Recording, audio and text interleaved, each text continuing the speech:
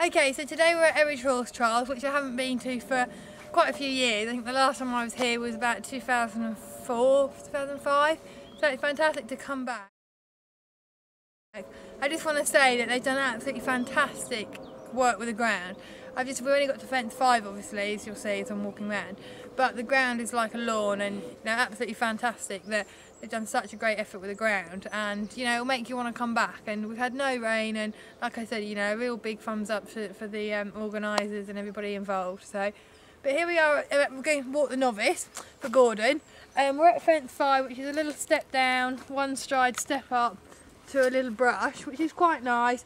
Eridge is a sort of course that always causes quite a bit of problem because the terrain, you'll see as we walk round, very up and down, lots of trees, so lots of light and light to dark, but really lovely course. And building up that he's soon be doing an intermediate, it'll be a big, a really good test for him.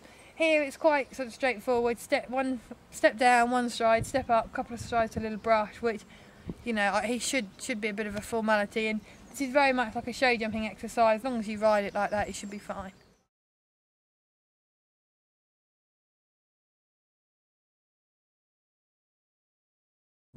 Okay guys, so here we are at fence 7, which is a very kind coffin, I would say. Nice barrels in.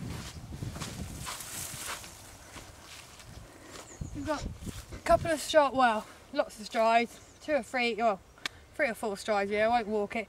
To a ditch, 2 strides to another little barrel.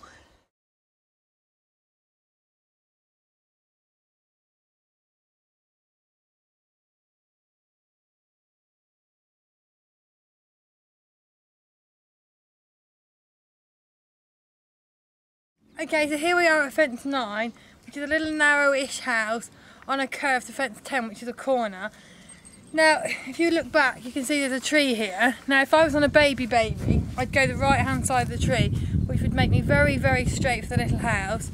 Do a real dog leg then, just be really sort of sensible about it.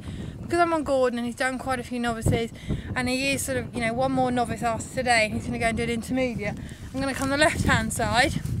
And then if you look, I'm on a slight angle to the house here, and then just keep coming on a real curved, straightish line to the corner, because I just feel that this is quite kind and it's very there to be jumped.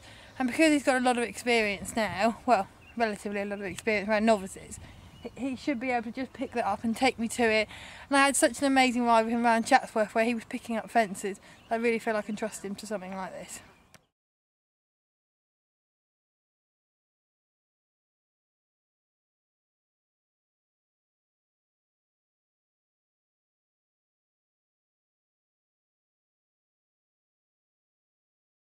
Okay, and now we're at the water at fence 13. What's quite interesting with this course is they've compressed quite a lot of sort of technical fences, which in a way is nice because you get them while you're sort of sharpening your brain, and the horse is sharpening their brain, you get all your hits at once, and basically run quite downhill, off a very short running because they fence that area off there because the ground's sort of not very nice.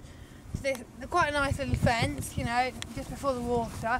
But as we draw closer, you can see the ground really runs away, and you can just see the water. So you can imagine a horse that was a bit watery or a bit careful. When I say watery, I mean doesn't like water, obviously. Sorry.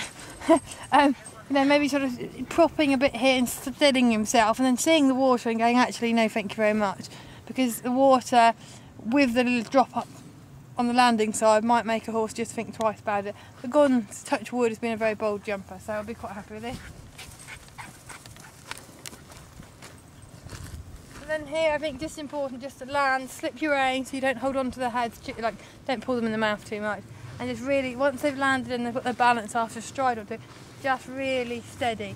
And I would almost nearly, with a lesser experienced horse, and even maybe somebody with of Gordon's experience, if they're a bit green, just let them trot down into this water, because as you can see as we're walking, it's a real, sort of steep incline into it.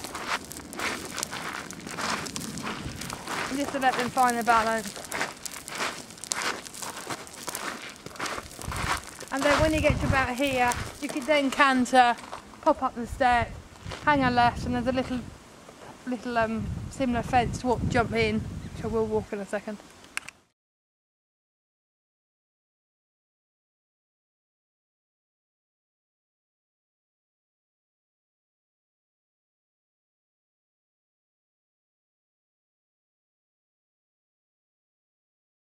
Okay, so here we are at fence 16, which is 2 steps up bounce, which again, after doing that quite sort of uphill incline coming out the water, you want to let them get a good gulp of air back into their lungs. 2 steps up and quite a sharp right hand turn over like a little skinny.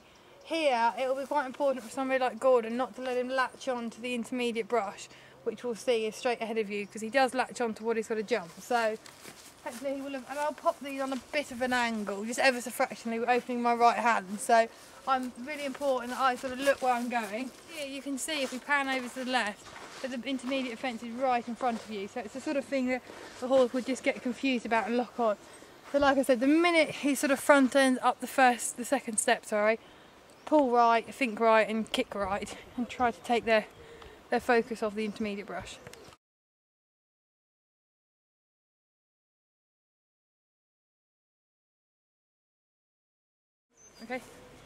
Okay, so having jumped fence 17, then you've got quite a sharp turn again, fence 18, which again, this is really nice because the course has really got a bit more technical as we've gone on, which is great, you know. And like I said, for a horse about to go and do an intermediate, although it's not over big in places, it's quite technical, so this will be really, really good.